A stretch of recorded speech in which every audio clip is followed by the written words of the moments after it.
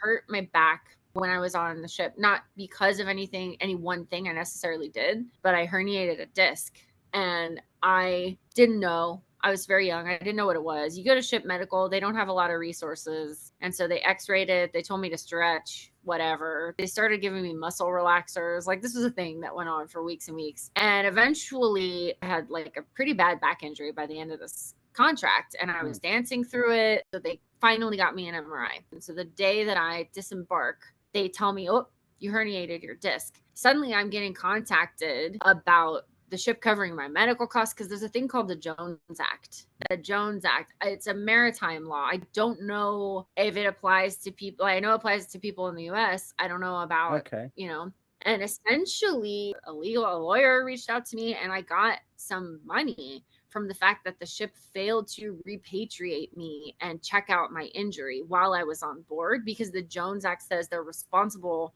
for doing that, even if the injury didn't come as like a direct result of my job, right? So I didn't like fall while dancing or something, but they're responsible to get you checked out and checked out, I think, in your home country. And, and because of that, the injury got worse. It was determined that I had to do physical therapy. I had to do some stuff before the next time I could take a contract.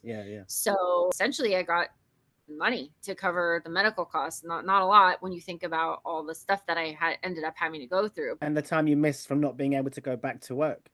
But basically, I disembarked, and the next several months I needed to go through physical therapy and injections and all these things for my spine. I was starting to feel better, and I finally got an offer from another line to work again. And I'm like, okay, I feel like I could do it. And this was at the same time that the ship that I had been on was getting ready to give me a settlement. Basically, the lawyer told me they have people that can watch you. I don't know how, watch what you're doing. And if you're doing better than you say you're doing, or if they get word that you are poised to maybe take a contract, they're going to retract this money. Right.